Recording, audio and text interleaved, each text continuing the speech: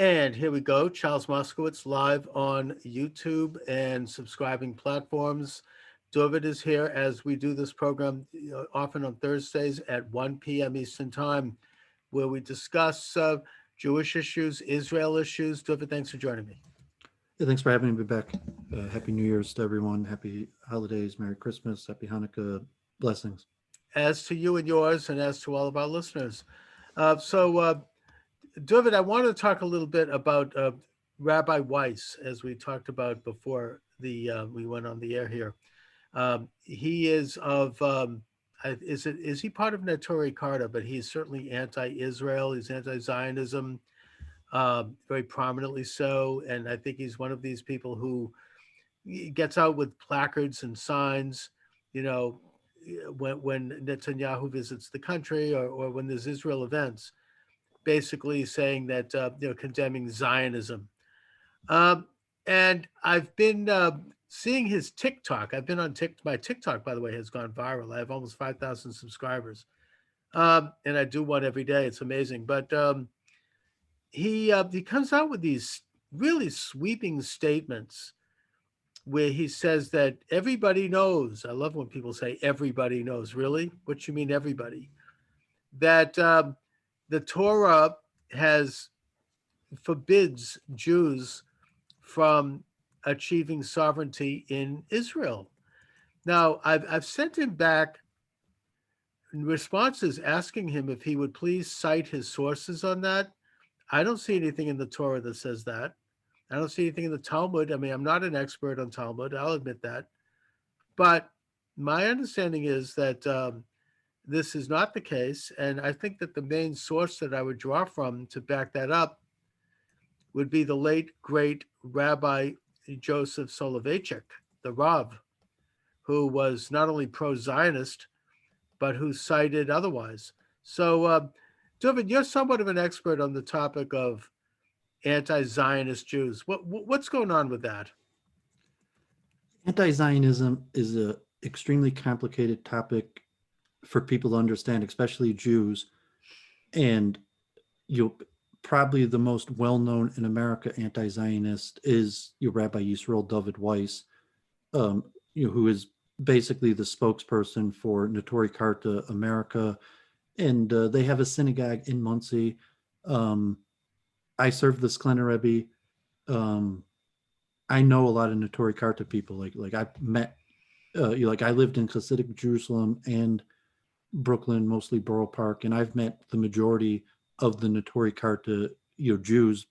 So outside there, I mean, there's tens, maybe hundreds of thousands. Like obviously, I haven't met every Satmar Chassid, but you're saying I was a Gabbai in Shomer Shabbos, and almost everyone in Brooklyn, comes into Shomer Shabbos occasionally for minyan, including Neturei Karta, including Zionist, and so you have probably a good comparison would be to call it like the Westboro Baptist Church style method of Neturei Karta America of Monsey, where they do public protest, and they could have a Torah definition for that multiple understandings for the explanation for their activities where they're taking an active role. Among Hasidim, the different sects are divided, where some sects are more anti-Zionist than others, and even within Hasidic group, there'll be a split of opinions on the topic. But generally, ultra-Orthodox Jews oppose Zionism, oppose the current state of Israel on theological grounds. But what does that mean that they oppose it? Because obviously Orthodox Jews are more connected to Israel. Even anti-Zionist Jews are much more connected to Israel than your regular Jews. So when I got to Jerusalem, I was in Or Samaic originally, which for American Bali Tshuva, and there's the famous Rabbi Dooovid Gottlieb, who has books, and he was a professor in your area. I mean, John Hopkins in Baltimore, and he became a student of the Boston Rebbe, and now he has been a rabbi for years. He argues against evolution, and he tries to convince people that the Torah is true and that based on logic and science, not only can you believe the Torah is true, but you should believe the Torah is true. And Is he anti-Zionist? no, but no, I mean, he's a Bostoner Chassid and he's pro-Zionist. Although I remember that he said that anti-Zionism is a legitimate Torah perspective.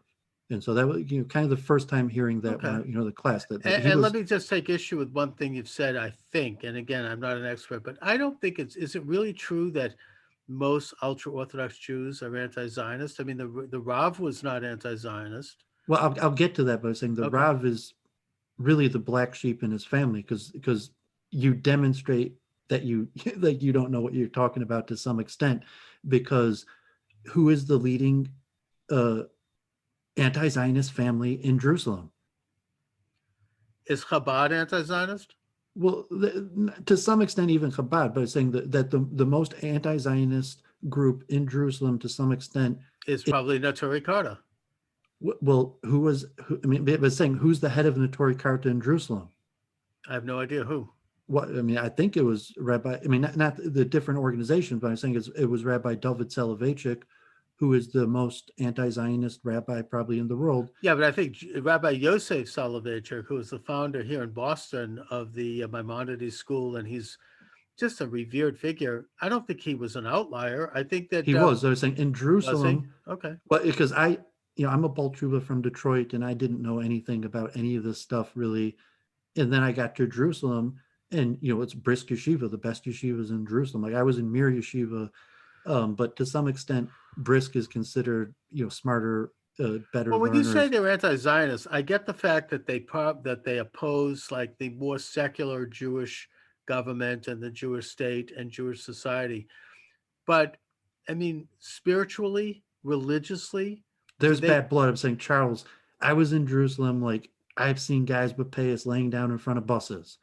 So it's saying like, no, I mean, if you might be theoretically talking about it, but if you've been in Jerusalem, well, I mean, why were they laying down on buses? People laying down in front of buses to stop them from driving on Shabbos. I get that. You've seen riots, and you've seen like mass police. Look but are they? But do they believe spiritually that the Jewish people have no right to obtain sovereignty in Israel? I mean, I understand they don't like. It's much worse. I mean, God forbid. This is not my opinion, but in Jerusalem, like the anti-Zionist, the bad blood is not only theological; it is bad blood. I don't doubt that, but I think it goes it's down to war crimes. That it's an intra-religious. But I'm saying the Neturei Karta is making a claim that you're rejecting perfect, but the Neturei Karta, the anti-Zionists, will claim as far that Israel and Zionism is complicit in war crimes and the Holocaust. And if you want to go after the perpetrators of the Holocaust, I mean, the Nazis are guilty also, but the Zionists are complicit. So from that level, it is extreme. So despicable. I'm saying you're saying that. I'm saying, God forbid, your name is Moscowitz, and the majority of people I know who I met named Moscowitz don't agree with you. They're anti-Zionist. You're an outlier in your own family. That I don't understand. Moscowitz is a Hungarian name. I understand. No, it's Moscowitz is a Satmar name. I've met hundreds of Moscowitz Satmar people because it's a common name. I mean, literally, I've met hundreds of Satmar anti-Zionist, and even Alan Dershowitz says that Alan Dershowitz was an anti-Zionist. His family is Alan Dershowitz's cousin is a member of Neturei Karta. I mean, he says it himself that his cousin protest him, but I understand. So you have to appreciate the bad blood. If you're I do, and it's a religious argument. I mean, it's literally like they think the Palestinians are just people, a nation, largely being oppressed, as opposed to the Zionists, who, God forbid, were complicit in the Holocaust. Oh, that is so despicable. But I'm saying you're rejecting. I mean, you agree with me that is. Yeah, I particularly find it ironic. But I'm saying that is the position of Neturei Karta. So it's not just a theological position. It's a position that these people have blood on their hands. I would suggest that that's not rooted in Torah and Talmud, and I also think it's ironic that the Satmar. Just when you say this, okay. I think that it's ironic that the Satmar Rebbe was given a special padded train exit from Hungary, thanks to the work of Rudolf Kastner, That's not how they And understand it. I mean, you could tell. I mean, well, and my that's source on that is the book Perfidy by Hecht. That yeah, but I'm saying that's not basically their he had to. understanding of what No, happened. but You could that's, give I your think, narrative, but that's look, not their either it understanding of what happened or it happened. didn't. I mean, these are facts. I'm not saying that as I said, my source on this is Perfidy by Hecht. I don't say that it's a perfect source, but according to him, the Satmar Rebbe and his family got a special train out of Hungary after the Nazi occupation in the summer of 1944 because of the work of Rudolf Kastner, who was there as the Zionist representative from Palestine to the Nazis and who was trying to allegedly rescue Jews. Of course, there's a lot of controversy about Kastner. And the But just Satmar because you're Rebbe, mentioning it, I mean, saying like, no, the Notori Karta position is not that Katzner saved the Satmar Rebbe's life. The Notori Karta position is Katzner is a complicit criminal in war crimes and responsible for the death well, of I would agree. hundreds of I thousands actually of would agree. Jews, I would agree with that. likely willfully, and he was killed for Yeah, his crimes he because was assassinated in Israel Tel did not, Aviv. in the same way that people went after Nazis, Jews went after their fellow Jews, and Absolutely, they believed yeah, that Katzner was complicit in war crimes. yeah. And I think that the book Perfidy makes that case that Kastner was guilty of this. He was, working very closely with Adolf Eichmann in the final months of the war. Then that he could have done a lot to help rescue Jews, didn't do No, practically not anything. that he was complicit in war Very well crimes. may have been. That All I right. mean, it's a I difference mean, between saying he could have helped the Jews and okay, didn't. you can make that argument, and I actually Well, would I'm not tend. making that argument. I'm not either, but I would I mean, tend you to should think. talk to this man, Rabbi Yaakov Shapiro, and he might actually talk to you. He's Okay. in.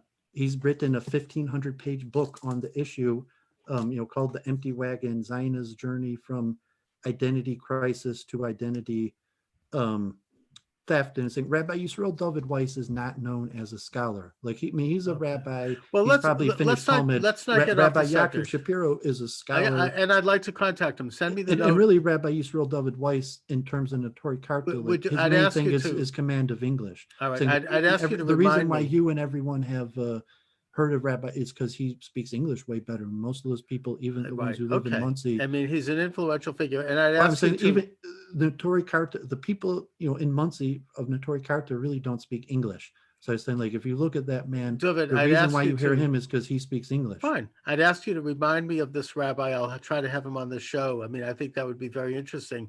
And while I'm not endorsing the premise of Ben Hecht's book Perfidy, which was very popular in the 1960s, that is the accusation he makes both against Kastner and against the Satmar Rebbe. Now, getting back to the issue of Zionism, um, I'd like to see Weiss produce some sort of biblical quote, something But I'm from saying the. he's not their scholar. Weiss is just But he's going around with this accusation. yeah, but I'm saying, It I mean, doesn't that's what matter he if he's a does. He's scholar. like, that's what Well, he the does. I'm point saying, is if that you want the that's. scholarship, you want the proof, I you got to want talk to at Rabbi least. Shapiro. I will talk to Rabbi Shapiro, but the fact is that if he's going around making that kind of accusation and waving that publicly, he ought to be able to have some citing of that. I mean, I'm not going to. He's just making it up. I want to see where it says in the Torah and in the Talmud that the Jewish people are to not achieve sovereignty in Israel. I understand the argument between the ultra-Orthodox and the Well, I mean, secular it's the in Talmud Israel. thing. I think That's it's an a Gemara in internal Sabbath about the Israel three matter. But vows. the point is Well, I that, mean, if you never heard it, it's a Talmud. There's 3 vows that the Talmud that says that the Jews took to God that we would never do, and one of them is returning en masse to Israel. And it's all right, well, I'd have whether it to comes see from that. Torah, that's accepted even among the Zionists. All They right. have their explanations. Well, I want to see it. I mean, all right, fine. Then maybe that is proof. There is something in the Talmud. I haven't studied it. And the I'd basic like to other see the reasons background of that.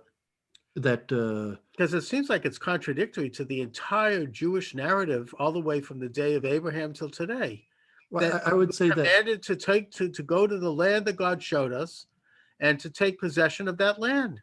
I mean, it's there's a so history, simple. there's a revisionist history, and I think you're a victim of it, and you probably just don't realize you're a victim of it. And the only reason I'm not a victim of it is because I was in Jerusalem, and I spoke to the majority of, seeing the majority of people don't like the state of Israel. I saw protests And again I and again, understand that and I they're saying religious it's people. bad Sure, blood. Like these people, I get that to too. some extent, like I was saying, Notori Karta hates Zionists more than they hate Hamas. You see that they go So to then let Hamas, them they challenge deal the with the government and try Palestinians. to advocate something else. But the point is that that's a Well, I mean, they're diff. using their methods and saying Look at theologically. I oppose Joe Biden. That doesn't make me anti-American. The point I'm making here, Dooovid, if I could get in a word edgewise, is that it's one thing to oppose the government, the society even. They think it's too secular. They want them to be more observant on Shabbos, and they want them to be more in the image that they see as proper for Jews. But that's a far cry from actually saying that the Jewish people have no right to have sovereignty in Israel. I mean, they could maybe change the nature of the society, and I hope they try to do it peacefully. And I think that there needs to be a balance, putting that aside. That's a far cry. And, you know, the other point I'd make, I mean, I go to this is a fiction. Okay, I'll acknowledge. Chaim Potok's book, The Chosen. I'm sure you read it, right? I don't read fiction, but I'm familiar with it. It's hugely influential. I read the book years ago. I really loved that book. I didn't like his second book as much, but in that book you have you have the two friends, one of whose father is a secular activist, Zionist, and the other is his father is an ultra-Orthodox rabbi and very Orthodox, as ultra as you can get, anti-Israel, anti-Zionism, very sheltered, all of the trappings. And they didn't. The father basically put like again, kind of a harem on the one of the friends, Reuben, the secular friend, that his son couldn't talk to him ever again. And so, he'd see him in the hallway and he wouldn't acknowledge that he existed. I mean, it was horrible. And it was like completely shunned because his father was pro-Zionist. But once Israel declared its sovereignty, once the UN recognized Israel, once Ben Gurion, gave his speech declaring Israel as sovereign in April of 1948, their father changed. And he said, you can now talk to Reuben again. It's over. We accept it. This is the new situation. And they moved on. And I think that there was a large anti-Zionist movement among Jews before 1948, including a lot of liberals and seculars, like the Rothschild family was mostly anti-Zionist, except for one of them who was kind of an outlier. And that changed once Israel became independent. It just changed the facts on the ground. It was like it was a shift, and there was still a remnant that remained anti-Zionist, but they were real fringe. Now that remnant has grown since then, and they certainly have become a lot more vocal. But it's my understanding that that novel accurately reflects the history, and I think that most Jews, including most ultra-Orthodox Jews, accepted Israel once it became sovereign, and even more so once after the 1967 war, when Israel took sovereignty over Jerusalem. And so, these people, I would say that they're probably the outliers, not the mainstream at all, even amongst very Orthodox people. Or am I wrong? Yeah, I would probably say you're wrong, and you're just you probably know you're wrong because you're quoting from a fiction book, and Which I think reflects what happened. well, I mean, with some scholarship, my friend here sometimes appears in the chat, calls himself half Galician, because he has some Satmar blood, but he's also cousins with Rabbi Evan Hoffman. I'll put a plug in for him. I listen to him all the time. He was a junior rabbi at the Park East Synagogue in the Upper East Side of Manhattan, and now in a different area like Queens somewhere. And he puts out regular history lectures on Zionism, Israel, American Judaism. Like there's another guy, Rabbi Stephen Przansky, also a rabbi in Teaneck. Very intelligent people that read a lot and know a lot about history. But no, I would say that it makes sense for your average Orthodox Jew to be anti-Zionist. And there's a series of factual things that happened in Israel, like Rabbi Eliashiv, who died a few years ago, say a blessed memory, in the beginning was going to be on the chief rabbinate of the state of Israel, and then there was a series of cases that the Orthodox Jews said, no, this is even after what you're saying. So say historically, most rabbis oppose Zionism. The Agudas Yisrael, the Lubavitch Rebbe's own father-in-law, almost all the Litvish Gedolim before World War II were opponents of Zionism. Like Zionism was, Right. It was only after 48 that it yeah, changed. I mean, God forbid the Holocaust and refugee crisis after the war, that Zionism became somewhat mainstream, and then even Orthodox Jews in the beginning after the creation. So there's an element of the extremists, mostly Hungarian, and because that's relatively bad blood. They didn't want to team up with the Zionists because they honestly thought that the Zionists were complicit in the Holocaust, at least of Hungarian Jews. So like the Hungarian, We even should note that Elie that is a very tiny sect of well, Jews that believe even that. no, I mean it represents hundreds of thousands of people in Israel. It's grown because of birth rates, but Well, I for mean, the most part, it's a very slim. even It's a Elie point of view Wiesel that is acknowledges that he thinks the Zionists screwed the Hungarian Jews. Even Elie Wiesel, that all right. became Fine, one of the most bad prominent blood. I Zionists get in it. the world, acknowledges that the Zionists who were operating in Hungary at the time really did a disservice to the Yeah, Jews headed there. by Kastner. And no, I But get that.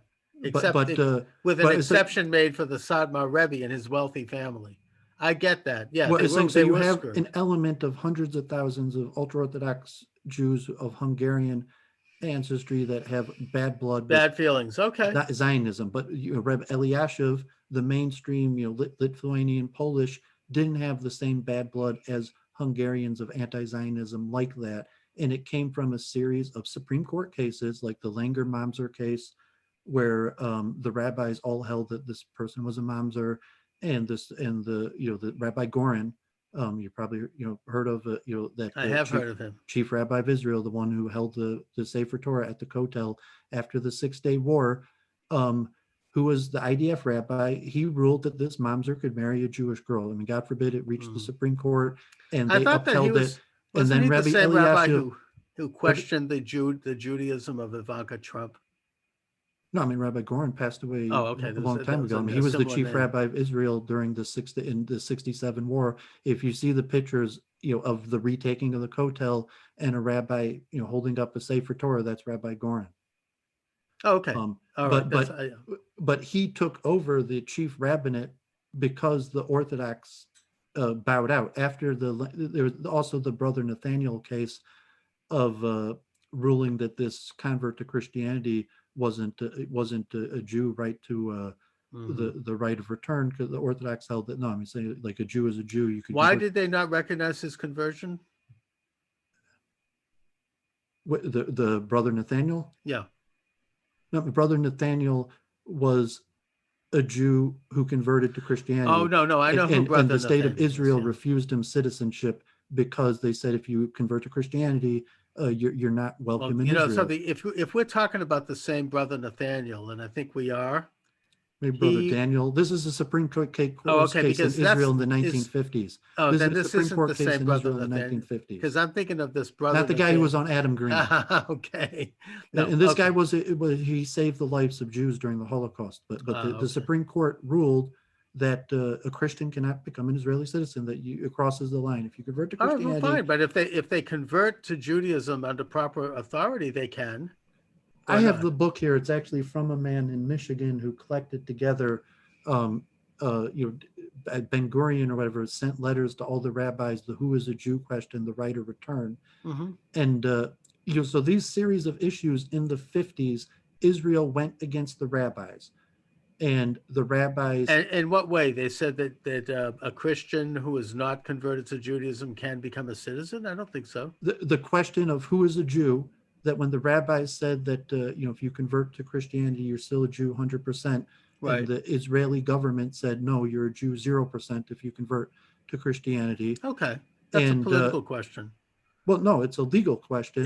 Where you're saying the rabbis, where the Israel said a mamzer could marry a Jewish girl, and the rabbis said, and other identity questions largely centered around who is a Jew, caused the Orthodox rabbis to bow out and cede the chief rabbinate to Zionists and create their own separate infrastructure. So since the 50s, Mm-hmm. largely the chief rabbinate of Israel has not been respected by the Orthodox. I mean, Rabbi Eliashiv himself is the one in the 1950s. I mean, he lived to be close to 100, So but he who is the himself, chief shadow rabbi of Israel, the one that rejected these rulings? Is well, I there? mean, he was, I I mean, mean, is there one today that still holds that office? I mean, is there like a chief? yeah, there's, Of, but there's the Besdin of Jerusalem, which is officially anti-Orthodox. So you have the mm-hmm. Haredi court of Jerusalem, that people in Jerusalem, like Jews who want to go to a court system, and they use the Besdin, and all of them are anti-Zionist. So Do they the have any? They don't have official standing in Israel, though, do they? I well, mean, no, they they have a don't. standing in their own communities. Well, so you have um, tens of thousands of Jews that reject the sovereignty of the state of Israel in Jerusalem. Right. No, I'm aware of And that. those, Yeah. if you go to Jerusalem, those are the rabbis. You're saying like the Zionist rabbis, there aren't, like, those are the, like, all of the major institutes.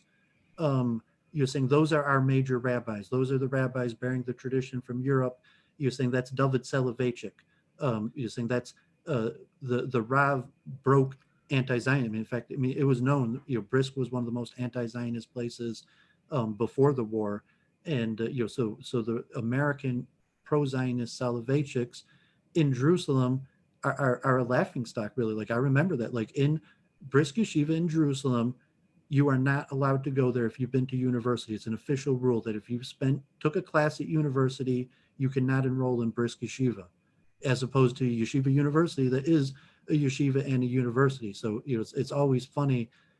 It's the same name. Everyone's like, oh, Mm-hmm. Zionism because Rab Soloveitchik. It's like, what are you talking about? Like, the head of the anti-Zionist movement is Rabbi It Soloveitchik. depends on which Soloveitchik we're talking about. But Dooovid, I mean, do you think there is any hope of any level of reconciliation or rapprochement, if you will, between you know pro-Israel and anti-Israel in Jerusalem or in Israel? No, unfortunately, like, I mean, I've thought about it, and it took me a long time. Like, I remember I was in Jerusalem, and I used to go to the Satmar mikveh, and I knew that people are anti-Zionist, but, like, from a certain perspective, it didn't matter. Like, I was an Or Sameach, I went to Rebbe's, I prayed in Satmar, I even prayed in Notori Karta, and it's like every Mir Yeshiva student, even the Bali argue with Notori Karta. It's part of what you do in yeshiva. Like, you sit there and argue with anti-Zionist, Mm-hmm. even if you have a Zionist leaning. Even in mainstream Mir Yeshiva, I remember there was a period they wanted to force the Mir Yeshiva to put an Israeli flag up there, and saying that we got money from the government. Mir Yeshiva was not an anti-Zionist yeshiva.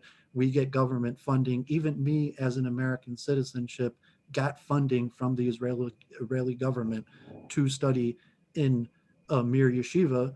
But mainstream people there were like, absolutely under no condition will we fly an Israeli flag. And Chabad is the same way. Like, Chabad, like, you never sing Hatikva, and they're pro. So it becomes utilitarian from, like, the Rebbe's perspective. Um, Israel is kind of a best of bad options, but it's not what he's preaching. It's not what he believes in as a Jew. We believe in rebuilding the temple and various things. So Well, fine, but they can't rebuild the temple unless there's an Israel, unless well, Israel is in Jerusalem. well, not I mean, no, because you could have, like, Are a they going to build Palestinian a? state that allows us to rebuild our temple or That's not something. likely. Well, I'm saying it's not likely, but I you're mean, saying no. is it? I mean, David didn't. I mean, well, Solomon didn't build a temple until David took over Jerusalem from the Jebusites. I mean, it's not. I'd say You know, the I mean, creation of I don't. Israel as an ethno state was probably a mistake. How do we remedy that? And if you're going to defend that, and you're I do saying, defend it. and I'm not saying defending, like saying, like, therefore we should shut it down, because, like, it's like Barry Weiss or Deborah Lipstadt, like, God forbid, almost all nations are founded in war or sinful activity. But from a theological perspective and even a practical perspective, you recognize Israel as an ethno state is a mistake. And It's an integral part of the Torah and the Talmud. I mean, it's it's not. You're saying that yes, the it Torah or is. Talmud, you don't need a state. Yes, We you need a do. temple. We You need need a a priestly state. class. Where We what need a king. I disagree. You need a state. You need sovereignty. The Talmud, the Torah in the book of Deuteronomy gets into intricate details of where the state would be and the borders of the different Yeah, so there's tribes. two different Judaisms. Just Who for did? Why anyone did? listening to this, No, I mean, Book of what I'm saying Joshua. is Why? the It's chief not. There's rabbi, only one Judaism. the chief rabbi. When Joshua crossed the Jordan River, what was he going into? I mean, what is that all about? What are all of the books of the Torah, the writings, and the prophets? They were to Israel, to the people and the state of Israel. I mean, this is I'm not Nehemiah. disagreeing with you, but saying you're giving the generic Zionist revisionist It's not understanding revisionist. of It's history. conventional. I mean, It's plain as black and anybody who white. knows Judaism, How it's can they read the ABC. Torah? Because I mean, is there a Yom Yerushalayim? Is there a Yom Yes. HaShoah? And if you're Orthodox, the answer is no. And And so my if you're in question to Jerusalem them, and no, it not comes to these Orthodox, a days, do certain you say segment. Hallel? Do you celebrate these I would days? ask them then, if they read a Torah portion on Shabbos, how do they read Torah portions where God tells Abraham to go up to the land that I'll show you? How do they read a Torah portion about the children They of do. Israel? I mean, it's I mean, ABC. They they do. must be crazy. I mean, it's Well, I was saying, like, obvious. I lived, I mean, just, you're the one who's crazy because they're No, saying, I'm like, looking at the black and white no, language, because, not like, only of the I Torah, but lived of all in the Jewish writings. communities. I'm saying you're a random Jew who's not even that I'm not Jewishly random. affiliated. I am very Jewishly You don't affiliated, even and know, that it's your own cousins that taught me to think like this.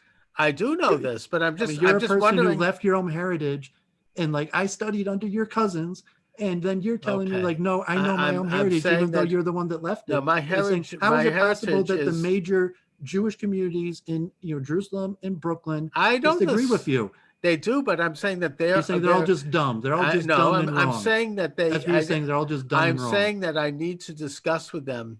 I get the fact they've got a political chip on their shoulder against the secular Israelis. I get that. Goes You're back not to a Levi, are Hungary. you?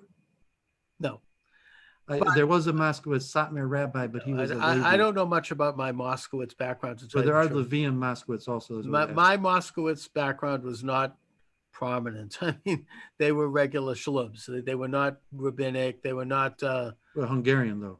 No, they were not Hungarian. They're Russian. Russian. But putting that aside, But you're talking about the I want to Judaism that know. adapts the reformation of No, Israel, that I'm was a talking changing about. event. And so in Israel, the official rabbis of Israel have adapted Judaism. We have holidays like Yom Yerushalayim Right. and Yom HaShoah. And for the mainstream Orthodox group, Judaism didn't change with the founding of Israel. It made absolutely no change Well, my to question. the fundamental nature of Judaism. So All you're right. the Well, revisionist. You're saying no, that my Israel question then, changed Dooovid. Judaism, and Yes, I the am. But Orthodox Jews in I don't think Brooklyn it and in changed Jerusalem Judaism. say that the state of Israel makes absolutely no difference to how we No, it didn't. celebrate It our, didn't. They how can we celebrate practice our whatever Judaism. they can practice whatever they want. And I'm not saying that the creation of Israel changed Judaism any more than, I mean, when Abraham went to Israel, did that change Judaism? When Joshua broke down the walls of Jericho, did that change Judaism? I'm saying that you can look at Jewish history, Jewish theology, Jewish experience, and you can see from the days of Abraham right up till today, there has been an ongoing struggle to create and to obtain sovereignty in Israel. And to do so, every generation is obligated to this. This isn't revisionism. This is conventional understanding of the Jewish covenant between God and the children of Israel. I don't think that, It I is think that. revisionism because you're discounting the fact that the majority of the sages didn't hold this and hold against it. And even today, No, I don't think it was a you as an majority. English speaking American talk show host is misinforming the public because the majority of the Yiddish speaking community does not agree with you. And All so right, fine. when you talk about Look, Jews in the Yiddish speaking community, Dooovid, I came into so this either thing. you say there's something wrong with them and they believe what they believe because there's something wrong with them, or you're Right. purposely misinforming them No, by I'm saying, not. no, I'm it's not even logical that saying they that. think like they think. It's reasonable that if I was one of them, I would probably be anti-Zionist too. Dooovid, I came into the conversation asking you if you thought that there was a significant number of ultra-Orthodox Jews who are anti-Zionist. You now are telling me that there are. You're telling me that it's a majority of Orthodox Jews that are anti-Zionist. I'm not questioning that. I don't doubt it. I don't, There's if levels too. If you're talking people that can I completely reject word the in edgewise sovereignty, here? well, because I I'm the don't. expert on this topic. I Like know I'm the you one are, who and I'm I want trying to to ask you, explain basic concepts but I want to go over, the numbers. and you're Like, going to get to. I want to go over what we've talked about. If you're telling me that it's a majority of ultra-Orthodox that are anti-Israel, then okay, I'll accept that as an argument. My question, which I began the discussion over, isn't whether or not they're, they have a chip in their shoulder because of political reasons, what happened in Hungary or anything else. I want to know theologically how they can justify that position, given what I conventionally understand to be the history of not only the Jewish people, but of the Torah. Now, I'm not a Torah scholar and I'm not a Talmud scholar, but I have read the entire Torah, the five books of Moses, the writings, and the prophets. I read them when I was still in high school, and and also right up through to Nehemiah and Ezra. And what I see there is an ongoing struggle to achieve sovereignty in Israel. That is a basic part of the story, and it continued through the Middle Ages. It continued right up to the creation of Israel. Now, I'm not saying that there aren't some Orthodox rabbis who opposed it. My understanding is that after 1948, there were less so. Maybe they've now increased. I'm simply asking them how they justified their position theologically and historically. That's all. And I have yet to hear from them. Now, you're telling me that Rabbi Weiss, who apparently is traversing around the world with his perfect English, saying that the Torah says his that English isn't that perfect. All right. But he's saying that he's telling everybody that the Torah says that there's no justification for Israel's sovereignty. You cited one example in the Talmud. Okay, I need to see that. But for the most part, I haven't heard anything from him. Empty wagon. Why don't we? Well, I say it's a 1,500-page book. You know what, Dooovid? Contact this rabbi. Why don't we put him on? We'll do a three-way. And, well, I would do. I mean, I might ask him and actually ask him to come on the show. Tell him to send me a copy. This guy from I can't promise I'm going to read every 1,500 pages, but send me a copy and we will do a comprehensive dive. So what you want the theology or the demographics? I want no, I don't want the demographics. We talked about that. The demographics is more important. No, the demographics I get. There's a chip in the shoulder. There's a conflict between secular and religious. I get that. But there's levels of anti-Zionism. I want to know. I don't think you get it. That's why I think it's important. All right, maybe I don't get it. But the point I want to know is it's very simple. It's very simple. I want to know the religion. I want to know how they justify this from a Torah standpoint. Well, I mean, the Torah standpoint is that the Zionists are basically evil Rishoyim who God will destroy. I mean, that would be like that's saying, in the Torah. Well, yeah. I mean, because where that God destroys evil Rishoyim. Yeah. I mean, that's in like every chapter. All right. So then what chapter? So I mean, how do you? I get it. Why did they think that Zionists are evil Rishoyim? No, I get it, because in other words, when if you take a look at, for example, the book, the book of Judges, the book of Kings. Every time the Jewish people, while they are in possession of the land, they get closer to God, they become more spiritual, they become more witnesses to God, are more observant of God's commandments, then they're blessed and that the country thrives. Whenever they fall away from God and they get into the area of idol worship and they get into the area of paganism and all of the evils associated with that, then the country falls apart and then they end up being hurt, and this is kind of an ongoing cycle. But given that fact, you're asking, right. you're not asking me. You just want to ask yourself so you can answer your own question. No, my you're question. Not really answering your own question. I'm going to get to the question now, because now that I've set that up, given this fact, and I agree. I mean, when we fall away from God, we are punished, and we're maybe destroyed. We were destroyed several times. Why wouldn't they therefore advocate that Israel become more holy rather than call for it to be destroyed, rather than not recognize it? Why not go out and say, this is what it is to know God. We're going to prove this by how we live our own lives, how we're going to witness to you, our fellow Jews, as a way to raise the spirituality of Israel, rather than call for it to be destroyed because they think there are some Israelis who have fallen away. I get that. There probably are. I may not agree, by the way, but nevertheless, I get that they think that. Yeah, I mean, you're missing the, like, it's very easy and clear the theological legal grounding of why the majority of Orthodox Jews are anti-Zionist, and I mean, And what is that? well, Because on a you got legal some Israelis. basis, is you can't benefit from theft, from sin, and I mean, Who's theologically, benefiting from theft? They think the Israelis stole the country from the well, if you're Palestinian saying Arabs? Notori Karta, yes, you're saying the Zionists are factually thieves and murderers. Because And they believe the left-wing propaganda that they stole the country from well, I Palestinian don't want to get Arabs. into these arguments, but it's saying just Okay, one that's the terrible. most basic is saying, yes, those people are thieves and murderers, and they Why stole are they this there? I mean, that's terrible. I mean, Jews have no right to live there. child. I mean, that's why I All say, right, you know like, what? I don't have an opinion on the matter. You could I give your do. opinion. I don't really care about your opinion because Fine. like, there's I'm talking about factual That representations this of is what they hundreds of believe, thousands that of the people, Israelis, Jews saying like, stole the country. I and get it's it. saying Okay. what it's saying that's a most basic thing from, I give the demographics That is that there's terrible. probably about 100,000 ultra-Orthodox Jews in Israel that completely reject the So sovereignty why don't of they the join state. Hamas? Well, they should join I mean, who Hezbollah. cares about it? Well, they do.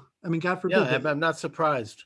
what I was saying is that And they they're think that your Jews enemy. have no That right to. so you're saying that these guys, your own cousins, are in factually your enemies. That If they're trying that the to, Moscowitz I know in Brooklyn are your enemies and you hate them. if they are actively trying You're to telling me that your cousins in thank you Brooklyn for are your asking. enemies that you hate. Thank you for asking. If they are actively and consciously trying to subvert the Jewish people's right to live peaceably in Israel in their own independent country, then they are enemies of Israel. I don't know if they're look. I'm not Israeli, so I mean that's obvious. I live in Boston, so I'm pro-Zionist, but I can't be a Zionist. Yeah, I mean, so it's like Adam Green, who's like, he's honored to be on the ADL list. From a certain perspective, yes, they're proud enemies of Israel.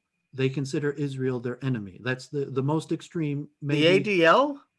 Well, I'm saying that Adam Green, when he made the ADL list, he said it's an honor to be Oh, hated okay. by Well, these yeah, he people. is an enemy of Israel, so But fine. I was saying, so Is he you're Jewish, certain. by the way? Well, I mean, he says absolutely not, but you're just saying that you're anti-Zionist, like the element of the people who reject the sovereignty of the state of Israel. Yes, they consider Israel their enemy, and they're not embarrassed about it. And that includes Something. If they, a lot of people with the name Moskowitz. I get it, and what I would suggest is that, if they reject Israel's right to exist as a sovereign Jewish state, I'll get even further because you keep on like giving your opinions. I'm just going to tell you like legal facts, and you want to give your opinion on all of these issues. Like that's fine, but Well, like this is like an opinion I program. didn't even get past like the ABCs to understand, so that someone who really wants You're to giving your understand opinion. what's going on. I'm not giving an opinion. I'm saying I lived in Jerusalem. I lived in Brooklyn. Well, I I served am these giving rabbis. opinions. I'm just breaking down what they believe And and the I'm demographics. and they don't speak for all Jews. I mean, they speak for a I didn't very say they small. speak for all Jews. I'm going to tell But you do how they many speak people for they all speak for. Orthodox?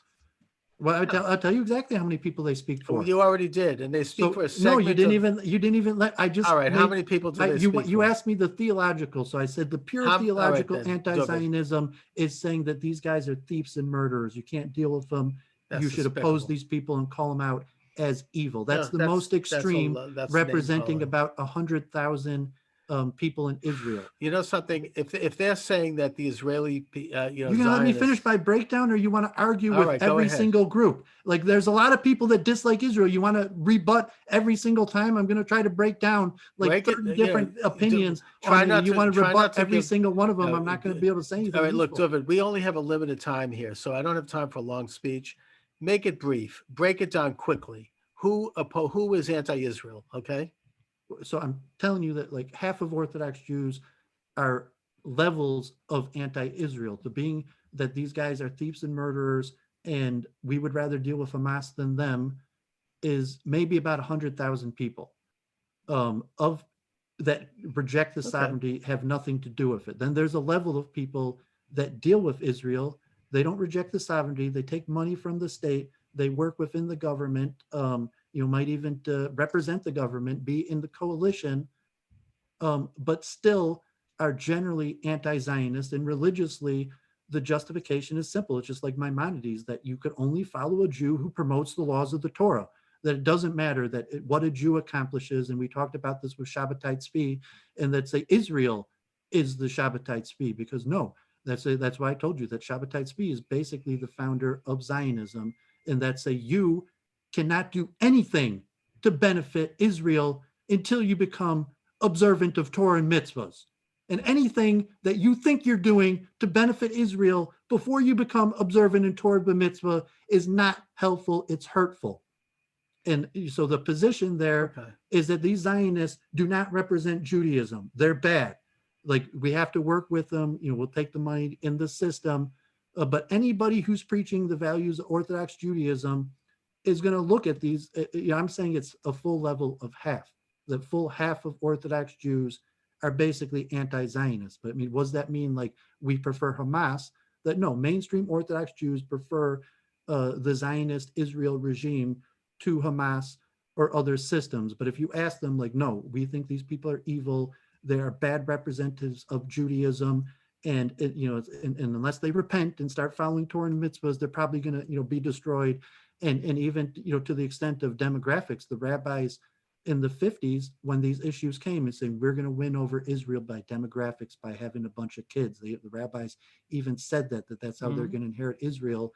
And today, the ultra-Orthodox are maybe like 25% and of Israel, and that represents like 1.5 million Israelis, and about 600,000-700,000 of them are probably what you would classify as loosely anti-Zionist. But there's probably 100,000 that reject the sovereignty of Israel, but the ones that would work, so to say, with the enemies of Israel is probably only a few thousand people. Like Notori Karta, like saying that the Brisk Yeshiva and other things, like they didn't go to Iran and they're not like meeting with Hamas, but they just reject Zionism and reject the sovereignty. They feel, as a Jew, it's my duty to say that this state has no power over me. I serve God, and these evil men have absolutely no power over me. However, they're not teaming up with Hamas. Like Notori Karta, Rabbi Weiss, there's only a few thousand Jews, maybe even a few hundred Jews that are actively involved in those things. Okay. I mean, that's troubling. I mean, I don't doubt it. It sounds like, I suppose you could compare it to a large percentage of Americans that are communists or But you don't have respect for Rabbi Dooovid Soloveitchik in saying that these men are not righteous. I reject their sovereign authority. I am a Jew in Jerusalem, and I will stand for what Judaism really means against any non-Jew or Jew alike.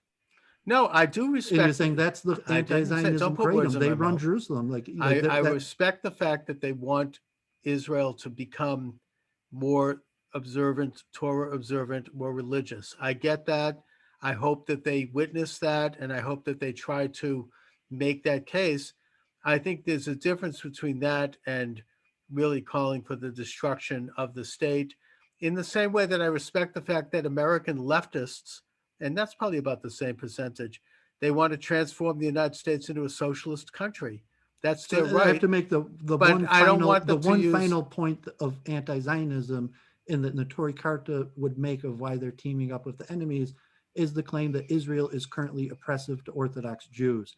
And whether that's accurate or not, certainly there's levels like mandatory military service or COVID-19 lockdowns that probably a majority of Orthodox Jews do feel that Israel is oppressive to them. And if you're of the Jews that reject the sovereignty in Israel, Israel is really oppressive to them. Those guys get beat the hell out of in their synagogues like every other month.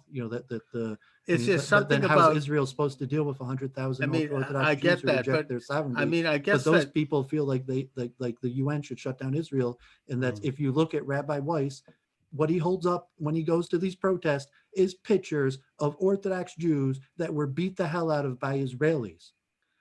Is there something about mandatory military service that is against Judaism? I mean, I get that they don't want to do it on Shabbos. But if you're looking at it, that Israel is an oppressive state, and a lot of the protests... They have a military problem. I mean, there's a genocidal agenda of people who want to wipe it out. So they have a mandatory military. Why is that somehow anti-Torah or anti-Jewish? I think that the Israeli army, by the way, the IDF... Two perspectives. If it's anti-human rights, irrespective of Torah. Is it anti-human rights to defend your right to exist in freedom? To force somebody to force someone to military service and penalize them for not wanting to do it, Well, I according mean, to many if they have, understandings of human rights, is a violation of human then they rights, wouldn't whether the have. They Torah should have a condones it volunteer or not. army. I think Israel's in a state of war, and when a country's in a state of war, Yeah, I mean, you could. I mean, this is an issue in saying that, but by saying the issue of whether Israel is oppressive, and I would say this myself, living in Israel, and that it's easier to be an Orthodox Jew in America than Israel, in many ways. That in terms of the government, and look at the Supreme Court. I saw the Vizhnitzer Rebbe got arrested, pulled over for COVID-19 violations. I read that in the but he paper wasn't pulled today. over as an They're shutting Orthodox down Jew. synagogues, but the Supreme Court defended the synagogue. So in Israel right now, you do not have the same rights as an Orthodox Jew as you do in New York. Because of the does that mean that virus. because Israel's yeah, but we have just as much as a virus problem I know, here. but So nobody is has. Israel Everyone's losing well, I think their from an rights. anti-Zionist perspective is that they consider, even though they're Jews, that it's an oppressive anti-religious Yeah, state but that doesn't allow them to the COVID practice their rules are for religion. everybody. I mean, it's not just But I mean, you religious would Jews. factually agree that it's easier to be an Orthodox Jew right now in America than in Israel. It's easier to be a citizen right now in America than Israel, because Israel's probably more strict with the COVID shutdowns. Yeah, that's the point. Israel could But shut down synagogues as opposed to America. It's not Why is specifically it that Israel could shut down synagogues, but in because America they it's can't? not specifically targeting Orthodox synagogues. It's targeting all synagogues, and I don't agree with that. But the point is, they're not out. Is that enough oppression that it makes sense Yeah, that you I would think say it's if very. you were an Orthodox Jew, you could consider Israel oppressive and be anti-Zionist? I Like, think these guys are when it oppressing me. comes I don't like them. when it comes to the enforcement of Even though COVID-19. there's ton on welfare. So I mean, obviously, like at the same time, most of Can those I guys answer your completely live question? off the Because charity we're of the reaching Israeli toward the end government. of the program. When you have COVID-19, I would say Israel probably is more oppressive to all Jews than the United States is to Americans, because they're probably stronger in terms of enforcement. Now, regarding the religious level of secular Jews, what they think are murderers and thieves, apparently, I tend to look to, and I've talked about this before, Dooovid, Rabbi David Antelman, the author of To Eliminate the Opiate. He passed away recently. I've interviewed him before there was the internet, so unfortunately I don't have audio and visual of those interviews. But he spent half the year in Israel, half the year in the United States. He was a chemist and a rabbi, and he had a business here, but he also was very involved with Israel. And I asked him these very questions about how it is that, what about the problem of secular Israelis who are not observant, they're not religious, they don't uphold the laws of the Torah, at least, in an active way. And his answer is that and I think I've mentioned this before, but it's worth mentioning again, I think, just the act of living in Israel fulfills about a third of the 613 precepts of the Talmud that are required to live a Jewish life. By living in Israel, they are more kosher than average secular Jews in the United States, because most of the food in Israel is kosher. Most of the restaurants are kosher. It's not easy. It's easier to be, you have to go out of your way to not be kosher in Israel. It's very easy to be kosher. As far as the holidays go, the observing Yom Kippur, observing Shabbos, Israel generally shuts down on those holidays. It doesn't mean you can't go out and go, do things that would violate the holiday, but it's not as easy as it is in a non-Jewish society. And that secular Jews on those holidays might do something like spend the time with their family. They might go to the beach. Is this such a crime? I mean, are they murderers and thieves for that because they don't do what the ultra-Orthodox do? I mean, I think that if you take a look at the overall picture of Israeli society, including very secular Israeli society, they are more observant in terms of living a Torah life just by being there than probably most Jews outside of Israel who think of themselves as Orthodox. So I tend to agree with Rabbi Antelman's analysis. On the whole, overall, Israel is a dynamic Jewish state in the full sense. No, they're not like a Turricarta. They don't have the particular Eastern European garb and all of that. Yes, they believe that Judaism is changing because it is changing, always has changed. It's not the same in any one century. And I think that the fact that they see it this way, and apparently according to you, they do, is something that I'd like to explore. Maybe we should have some of these people on this show. If my head doesn't blow up, then we can have a good conversation. Anyway, Dooovid, so what are your thoughts?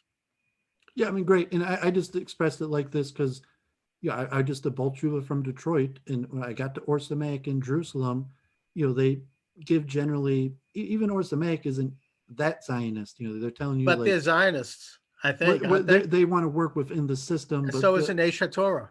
well, Asia Torah is a little bit more Zionist than Or Samaic, but Mhm. I wanted to learn Torah, and I felt that they weren't, so to say, giving me the real thing.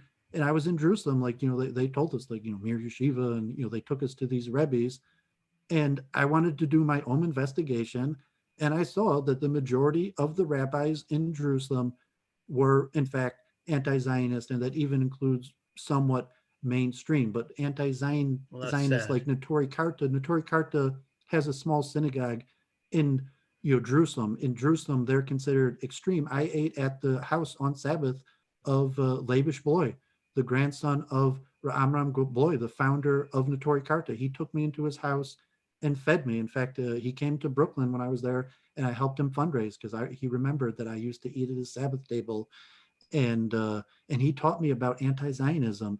And I say what Rabbi Dooovid Gottlieb at Or Samaic is, you should recognize that anti-Zionism is a legitimate Torah position. What the politics of Well, that, how does let's have that them on deal? the show. We could learn about it. It reminds me of left-wing Jews who say, I discovered my Jewishness through anti-Zionism. I mean, they should have a coalition, and they're both on the fringes. Anyway, Dooovid, I But want to not on the thank. fringes. That's the point I'm No, making. Is that's the that problem. Maybe they're the not. leftist Jews in America, the anti-Zionists, they run Jerusalem. It's saying All right, so maybe they're they're not saying on like the if you haven't fringes. been to I want to Jerusalem, question. I want to bring them up. but One I'm of the saying they do things. it through riots and Yeah, lovely. and locking down the streets and Fine. saying and if you've been in Jerusalem, these I've guys heard get about this. arrested in the hundreds and thousands, and they just keep on doing it. And to some extent, these people who reject the sovereignty of the state of Israel, if you go to study and want to know what the Torah says, you got to go to those people. That's why I wanted to know what the Torah Well, said. let's And I bring them got out to here, and we'll Jerusalem, get it and from those were the the people with the answers. we'll get it from the horse's mouth. Anyway, David, I want to thank you as always, Okay, and yes, blessings. Happy New Year, blessings. same Thanks to a lot. you. All Looking right, forward to take next care. week. Oh, Yep. Trout. Okay. Yeah.